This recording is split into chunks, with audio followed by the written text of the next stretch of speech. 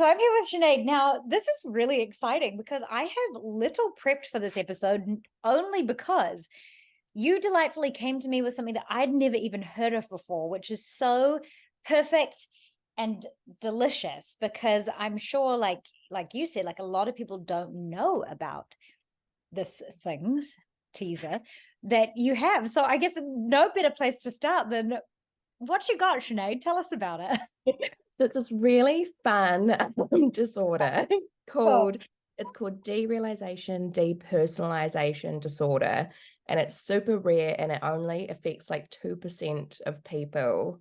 Okay. Um, and so I had never heard of it, so which meant that when I developed it and it started happening to me, it was really terrifying because I was like, thought I had a brain tumor or I thought I must have had a fall and bumped my head, because I Yeah. just never heard of it. And then when I tried to explain it to people, everyone was like, I don't really know what you're talking about. Like everyone's heard of D, anxiety and say it one depression. more time. Derealization D. slash depersonalization disorder. So it's called DPDR, like in the streets.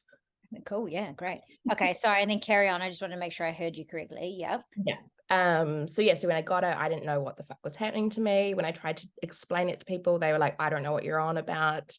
Because with like Always a depression, good place to start. Always a really yeah. comforting response. Like, you're And nuts. Yeah. Yeah. Great. with depression and anxiety, everyone's like, cool, I get it. Like you're sad or you're like nervous. Like everyone knows what that is. But no one had heard of this. And so no one really knew how to react when I told them or what they wanted from me. And I was like, I don't even know. Like I don't know what this is either. Yeah. Okay. So, what were your symptoms or how does it present? So basically, I had been going through a really stressful time at work. And off the back of that, like I've always had really bad health anxiety, because my mum died of cancer about 10 years ago. And ever since then, I've been like really paranoid that I'm going to get cancer. And so I would be like going to the doctor once a week with like a freckle or like anything random in my body. And I'm like, it's cancer, it's cancer. Catch it early so that I can, yeah, got it. Exactly. Yep. And they were always like, there's nothing wrong with you. Anyway, I went through a really stressful time at work. I had been away on a work trip, and I got back and my health anxiety was through the roof. Like I would sit on WebMD for like 8 hours a day, just Googling shit. Yeah. Um, and then I remember I got in the shower because I was like, I need to stop Googling. This is insane. I got in the shower and I got out of the shower to get my phone to take in the shower to keep Googling. And I was like, okay, like you're around the bend. And then when I got out of the shower at the end, I looked in the mirror and I couldn't see myself properly. Like I was just like a blob with no features. Oh, And it was kind of like, if you've ever been like drunk at a house party and you go to the bathroom and look in the mirror and you can't see properly, and that's when you realize you're like, oh shit, I'm wasted. yes. We Not can relate. often. Yes, I do know what you mean. Yeah. Yeah, it was like that. So I couldn't really see and I couldn't feel anything. So like I would bite down on my arm and I couldn't feel pain. Like I couldn't feel the shower was hot. It was like everything was numb from the neck down. And so I was like, Wow. have I fallen over and banged my head or like what's happened? Like it was so scary. And it was Uh, from that moment, like that's when, okay, Pretty okay. much. And so then I think I called my partner and I was like, something weird's happening. And he was at work and he was like, I'm sure it's fine, like have a nap or something. And then we were going to a party later that night and I was in the car with maybe Ricardo Simic, who's my friend. We were in the car on the way to this party and he was talking. I couldn't hear anything he was saying. And it was like I was underwater, like it was everything was mumbled. I couldn't hear what he was saying. And I was like, this is weird. And I got to the party and I couldn't really see properly. And so I was there for like 2 minutes. And I said to my partner, I was like, I need to go to the hospital. Like something has gone wrong. And so we went to the ER and it was like a busy Saturday night. And so it took hours to see someone. And I finally saw someone and told them my symptoms. I was like, I can't really see. I feel really zoned out. Things don't seem real. Like everything's like a dream state. And he was like, look, like, have you taken anything in the past 24 hours? And I was like, yeah, I take clonazepam for anxiety and I take sleeping pills and stuff. And he was like, you've probably over medicated yourself and that's why you feel a bit groggy. And he was like, I'm going to send you home. And I was like, okay. So I went home and it just got worse and worse. And then the next day my partner, it was this football World Cup finals, and my partner's British, he's a big football guy. And so he went out to the football and he was like, "Are you feeling okay?" And I was like, "Yeah, I think I'm fine." And then as soon as he left, it got really bad. I could barely see. Felt like I was in a dream. And for the next 8 hours, it just escalated, and to the point where I was like, maybe I'm asleep and I'm dreaming, because I Oh, just felt yeah. so fucked. And I was like, I think that's what's happened. This isn't real. I'm asleep and this must be a dream. And so I was like, so the way to wake up from a dream is to like get a big jolt. And so I went out onto our apartment balcony and I was like, if I jump off the balcony, I'll wake up. And it was fucked. And so I stood out there for ages. And I was like, I just have to jump off and then I'll wake up from this dream. Like, I wasn't suicidal. I was just so confused. Yeah. Like, I was like, I'm asleep. And so that's how I wake up. And then I think something clicked in my brain and was like, maybe just check that with someone before you jump off the balcony. So I think that's when I called the mental health crisis line. And I was like, hey, random, I'm asleep, I think. But in case I'm not, like, could we just Should talk I? this? Yeah, yeah, yeah. And Just they want to were let like, you know. Yeah, yeah, yeah, I was like, random. So yeah. they were like, get off the balcony now. Like, this sounds like derealization, to sort of call your partner and tell him he has to come home right now. Like, you can't be by yourself, because like I didn't know what was real and what wasn't. And so my partner by this point has been at the pub watching the football World Cup Fantastic. for like 8 hours. He's wasted, has Also, to doesn't know what lime, is real or not. Yeah, yeah. and so he's no help, has to lime scooter home, like drunk out of his mind, and then be with me. And I'm like screaming by this point. I had been shaking for hours, so my whole body had seized up. So I was in so much pain. And I was on the phone to the crisis team all night long. And they were just like consoling me, being like, it's okay. Like, we're going to see you in the morning. Like, you just need to try stay calm. But I was just round the bend by this point. Of course. And also they were like, you need to go to sleep. Like, because by this point I hadn't slept in a couple of days. And they're like, you're at like a dangerous level of sleep deprivation. Like, that's why this is so bad. Take a sleeping pill. And I was like, I can't. The man at the hospital, the doctor said that this had happened because I'd taken sleeping pills. And they were like, he was wrong. Like, he was a busy ER doctor, run off his feet. He misdiagnosed you. You need to take a sleeping pill. So I was like, okay, we went back and forth, and eventually I took one and went to sleep. And then I think the next day we went to the psych ward, and they were like, you've got this disorder. It's brought on by like extreme stress. Well, it's actually developed in childhood. Like, if you have a traumatic childhood, your brain develops this disorder as like a protective mechanism. So when you're in a stressful or traumatic situation, your brain will just shut off, because it's like, this is too much Right. for this kid to bear, so I'm going to turn off. So then your brain develops this as a pathway. So then as an adult, if you're in a stressful situation, it will click in and it will shut down, because it's like you're in danger, even if you're not actually in real danger. Like, it's just like a stressful time at work or something. Right. It's Can I confusing. ask when you, sorry to interrupt your story Yeah, because yeah. you're very eloquently telling it and I'm on I the feel journey. like I'm rambling. Not at all. I'm very much there. But when you woke up after the sleeping pill, did you still have these feelings, or from sleeping had it I think died it or definitely subsided. But then when I got to the psych ward, and I had to talk through like my childhood and everything I've been through in my life, and I think it started to rise again then. And then when I was like, okay, so like, do you give me a pill? Like, does that make it go away? And they're like, oh no, there's no real clear treatment plan for this, because it's really rare. So we're going to have to try a couple of meds and therapy. But sometimes people can be stuck in these episodes for like weeks or months. And that's when I was like no thank you. crying my eyes out, because I was like, I can't live like this. Like, you have to fix me.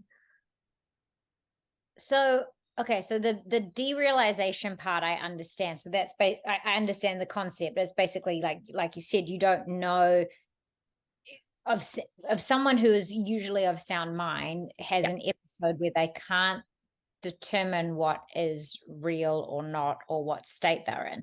The depersonalization part, is that what you saw in the mirror and where you couldn't feel yourself, like you're not, yeah, what's that part? Yeah.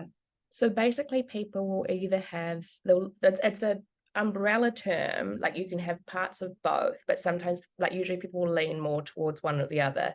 So depersonalization is feeling like I'm not real. Like the world is real, but I'm not real. I'm not in my body. I'm not alive. And it's sort of like you're sitting in your brain watching you do things, but you're not actually present in yourself. And then derealization, which is what I have more of, is that I'm real, the world around me and my environment isn't real, and it's like a dream state. I can't, like, things don't seem real, they're cartoonish, like as if like I was like stoned or something. Like that's the closest I can compare it to, is like when you've drunk 2 bottles of wine, everything's a bit weird, not quite real, except I'm sober, so it's really unsettling. Yeah, of course. Very creepy. And do you feel anger? Like I'm trying to think of and not to compare it to like dementia or Alzheimer's, but where you don't trust people. Is there a trust element in this the derealization place? Like when people are telling you to calm down, do you believe that they're on your side? Is there, is there any of that kind of anxiety attached to it of like, who do you trust? Or I yeah. think what I found hard was that like all the psychologists and psychiatrists were like, you need to do grounding exercises, like breathe and use headspace and like put your feet on the grass and stuff like that. And I'm like, that's not working. Like, you think I haven't tried that? Do you know what I mean? And I would get so angry Yeah. um because I was like, I'm breathing, like I meditate, it's not doing shit. And yeah, I've always found that quite frustrating. But then also like I'm not great at doing those things on a daily basis. Like I don't meditate, I don't go for walks. I fucking hate walking. And so I'm not good at trying to like build up those tools in my toolkit until it's like too late and it's ambulance at the bottom of the cliff and I'm like, in a Get me back full up. Yeah, yeah, yeah. in a full, Wow. breakdown. I'm like, okay, now I'll do like some headspace. And it's like, well, of course it's not going to work. Like, And what is this now something that you have to be mindful of? Like what people who do have this, do we call it a disorder? Is that a yeah, fair? yeah. Is it something that you're like, hey, I need to really make sure I'm not overly stressed or whatever, because this is something like I have to manage with my depression. I'm like, ooh, little petri dish is very ripe for a breakdown right about now. Or sometimes I can feel it happening, not to, where I'm like, conditions are not perfect for this breakdown. Like, why are we feeling this way? Is it a similar, like, can you feel it oncoming, or is it? Yeah. So basically I had to change my whole life. So I used to, like I've been a journalist for a decade and I worked in TV and did a bit of radio and all of that stuff. And I found that being full-time in those environments it does not work with this condition, because being in like a busy newsroom under fluorescent lights, like I'm really sensitive to fluorescent lights, I'm really sensitive to noise. So like a busy Yeah. newsroom, everyone chatting and breaking stories and stuff, like it just is too overstimulating for me. Mm. I also had to quit coffee because stimulants don't really agree with me. I drinking, so I can go out and drink like on a Friday night or whatever, but if I then drink on a Saturday and a Sunday, I'll start to dissociate. Drugs don't agree with me. I have to get a lot of sleep. Like people with this disorder have really high sleep needs. So I will usually, before I was a mum, would sleep like 12 hours a night minimum. And now I have a 2-month-old, and so that's obviously not feasible. Yes, But yes. my husband can tell when I'm starting to get sick because I get quite manic and I'll be like frantically cleaning the house all hours of the day, or I'll be like making plans with friends. Like I'm like, let's have a dinner party this night and tomorrow we'll go to the pub and then we'll have a barbecue. Like he can tell when I'm starting to get a bit nutso. Yeah, yeah, yeah. Wow, good. And so he will start to treat me like one of our children, which is good. Like he'll be like, you're going to bed at 8 o'clock tonight. You can watch 10 minutes of TikTok. And then I'm taking your phone downstairs and I'm looking after the baby in the night and you're getting like 12 hours sleep. And so like, it's very kind. Yeah. Um, And sometimes you need that. You need someone to be like, totally. you're not the adult anymore. Your mania has you've foregone those responsibilities. And Yeah. yeah. Right. How good to have a partner who can do that too. That's really Totally. And because he's seen what if he doesn't, like, I'm not very good at looking after myself. And if he doesn't look after me, he can see what it will escalate to. And so he's like, we can't do that, especially we have a baby daughter. no. Like, and I can end up in these dissociative states for like weeks at a time. And so that would just be so hard to then look after my baby. In the build up to it, you shared that you were on WebMD and stuff. Is Mhm. that anxiety around health changed at all, or have you done any therapy to kind of address that element of it? And I'm Yeah, sure there are many roads that lead to Rome to get you to that state, but that can I call it yeah, hypochondria ism around health, how have you dealt with that? Because that's probably something a lot of the listeners have. We all have, you know. totally. I'm like, So as soon as I've got like something, I'm like, well, this is the thing. It was cut, you know, like, yeah. So, yeah. So I started in therapy when I was maybe like 22. So I think around the time my mum died. And I was with the same therapist for like 8 years. I would see her once a week. And that was great. We'd talk through my life and childhood shit and all of that. And that was really good. But I think I was with her for a bit too long because like my life changed and my mental health issues changed and stuff. And she was probably a bit over familiar with me. I was over familiar with her. cool. And so then I ended up with this dissociative disorder, which she didn't catch in time. I didn't catch in time. So Yeah. anyway, so part of the treatment plan was that I changed psychologists and I changed to someone who, like one of their specialties was health anxiety. And it was like a completely different therapy format. So the one I'd been seeing for like 8 years, I would just go and talk about my week and anything that had cropped up. But this one was very like regimented. She was like, we're doing this 4 to 6 week health anxiety plan, and it had worksheets, and every session would go through these different like activities and stuff and around health anxiety. And at the end of 6 weeks, I didn't have health anxiety anymore. Wow. Can you, if you don't mind sharing and only what you're comfortable with, what would be an example of one of the exercises? Like what? So the one that really stuck with me, because one of my issues with having this disorder is I have really bad memory, and so it really affects my long term and short term memory. So I have to write everything down to remember. Anyway, so it's hard for me to remember stuff I did in therapy. But the one that stuck with me is called, I think it's called radical acceptance therapy. And so she was like, okay, say you have a freckle and you go to the doctor and they're like, yep, it's skin cancer. Worst case scenario, you're terminally ill, you're gonna die. Like, how does that feel? And I was like, well, like quite shit, like I'm gonna die. And she was like, okay, but like, is the anxiety kind of relieved because now you have cancer and you're going to die, so you don't have to worry about it anymore? And I was like, yeah, actually, yes. Because I was like, it's not even like getting cancer and dying that's a fear. It's the waiting to get cancer that's what my anxiety stems from. But if I had cancer and they're like, you're going to die, I think I could handle that. But I can't handle like the anxiety and the lead up to it. Interesting. That's a really beautiful way of describing it. And I imagine too, when you found out you are pregnant and having your own daughter, I'm sure that props up as well, because then that need to be alive is a little bit more. Did you experience any kind of relapse during that part, or? I did actually after the birth of my daughter. So I ended up I because I was really sick in my pregnancy. I was doing no exercise, and then I had my daughter and I was lugging her around all the time in a car seat and pram and all that shit. And I ended up like straining some nerves in the left side of my body, and my left arm and leg went numb. But because after you're pregnant, you're at quite high risk of a blood clot, I got like rushed to ER because they were like, oh, it could be a blood clot. And I remember absolutely losing it, like in the doctor's room. Like I was trying to be like nice and funny and stuff, which is what I, Yeah, always yeah, try yeah, to do. So I'm yeah. a loser.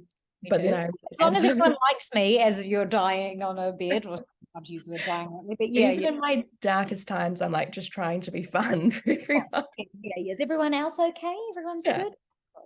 But True. anyway, I remember just bursting into tears and I was like, because you can die of a blood clot. Like if it travels to your lung, you can die. So I was crying. I was like, I've got like a 6-week-old and I can't die. Like, you need to cure me. And he was like, we don't even know if you've got a blood clot. And if you did, the chances of it moving are like 0.1%. The chances of it moving to your lung are even smaller. The chance of you dying are so small. So like, You're like Dumb and Dumber. It's like, so you're saying there's a chance. Yeah, yeah, yeah. exactly. And so then I, classic me, like leave the doctors, I call my husband and I'm like, well, they're saying that it could be a blood clot and it could go to my lung and I could die. So tell Vivi I love her, I guess. Bye. Yeah. So yeah, great. Awesome. Oh my gosh.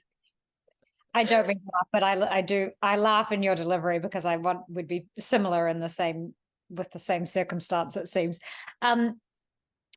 Yeah, that's okay. So what I guess, yeah, what treatment is there? Just like alternative kind of like therapy and just, I mean, there's also no cure for people who have, I mean, for seasonal depression, sure, it's more about managing symptoms. Did you say that that's kind of where you are at and the community of people who have this disorder? It's just about you taking care of your vessel so as that this doesn't pop up. Yeah, so basically I don't do regular therapy anymore, but if something like I did it for the health anxiety Yeah. and then I did it a bit in when I was going through IVF and my pregnancy, so that's an anxious time obviously, but I don't do it regularly anymore.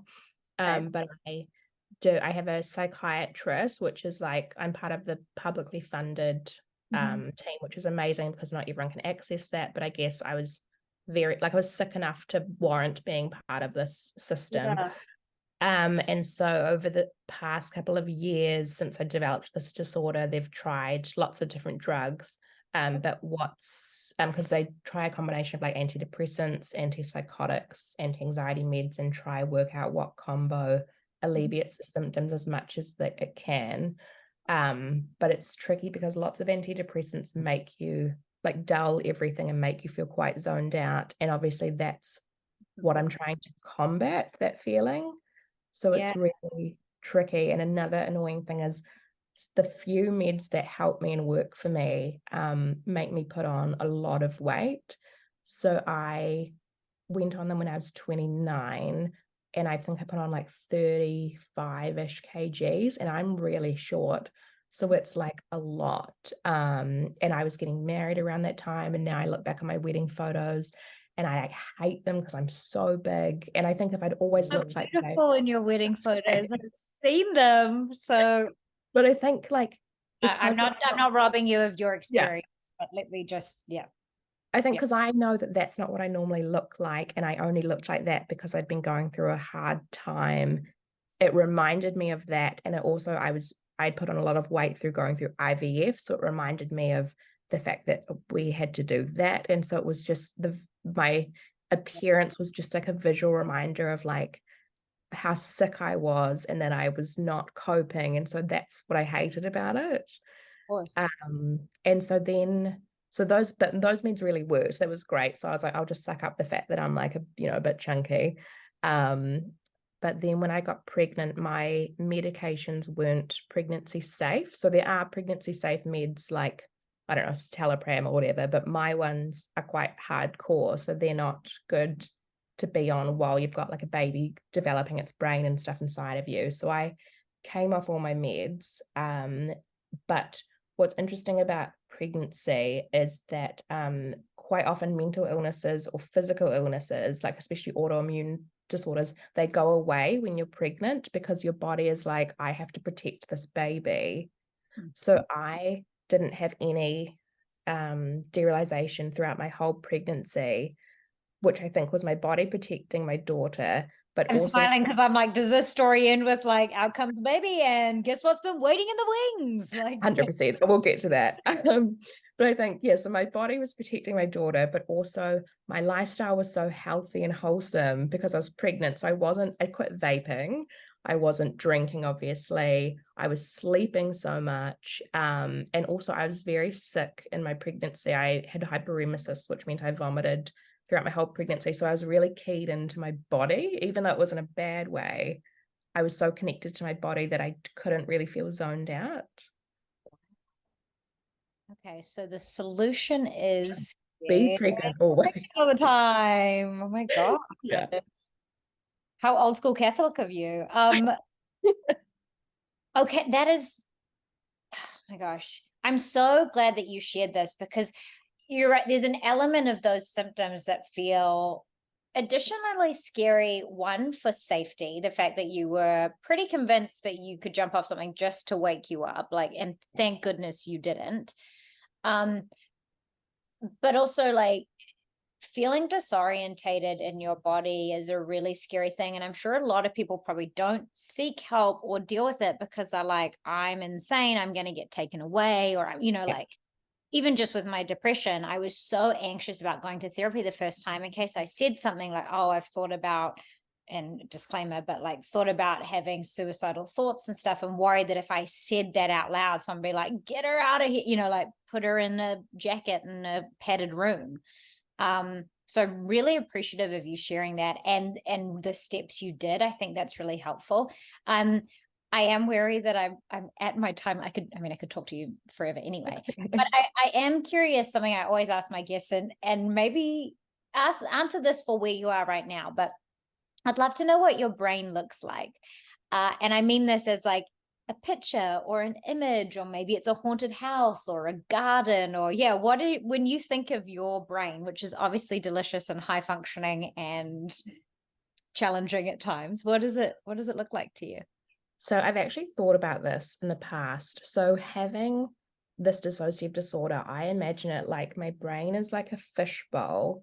And so when I have a big night, like on the booze, it fills up with like a cup of water. And then if I think one of my friends is mad at me, like, which is always, I always think people are mad at me, it fills up with another cup of water. Or then if I have shit sleep, it's another cup. Or if I'm going through a stressful time, it's another cup.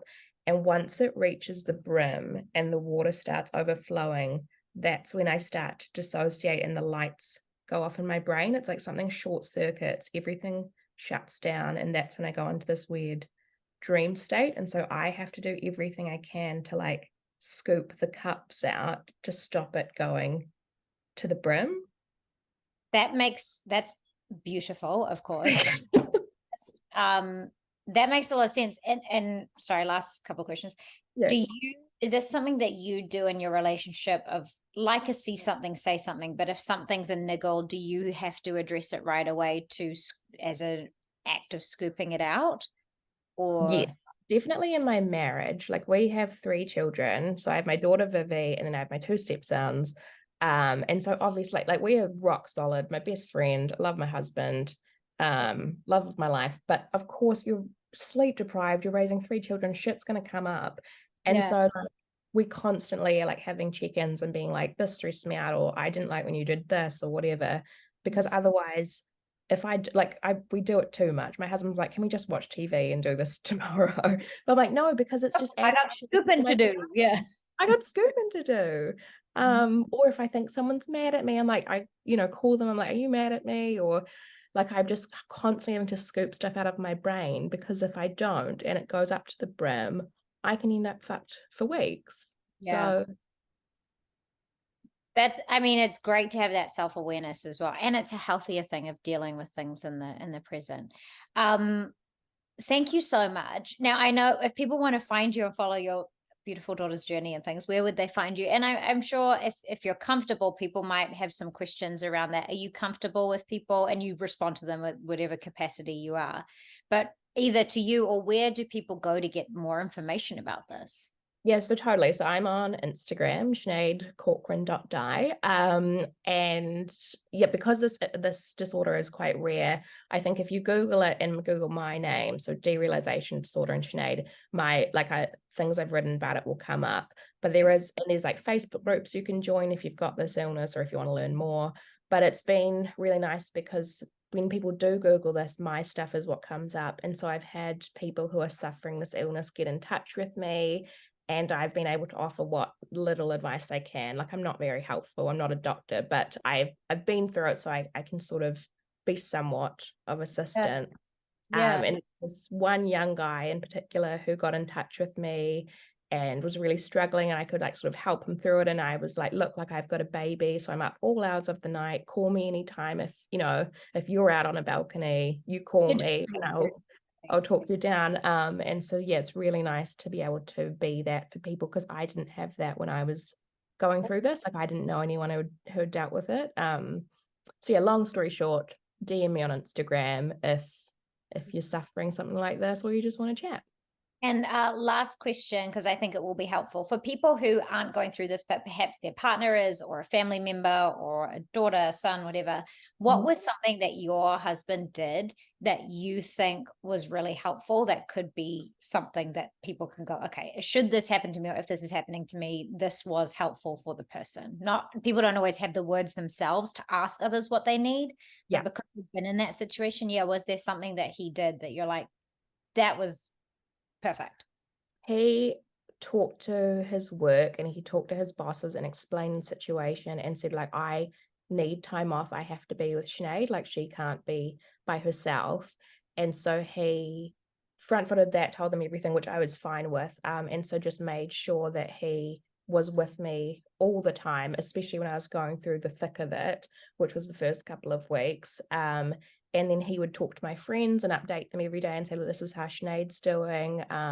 If you want to pop round or whatever, like this is where she's at today. And so took over all the comms, because it was quite hard for me to be messaging my friends and replying to messages with a really bad memory, because I wouldn't remember what I'd told people the day before and stuff like that. So he just took that over. So yeah, I guess yeah, talking to people, explaining the situation and letting them know that, you know, you need to be there to support your partner or relative or whoever it is. Yeah. Oh, that's so good. Hey, I mean, I just want to sit here forever, but thank you so much. What a Okay. treat. And thank you for approaching me about it, because I I'm so grateful for that. And I say this verbally to you, but to others too. Like, there are so many different facets of mental health that I'm not equipped for, and shining a light on it's so important. So we can all have more empathy and understanding as well, because it's Totally. so thank you for sharing your story. I love Oh, you. thank you for having me. Love you too.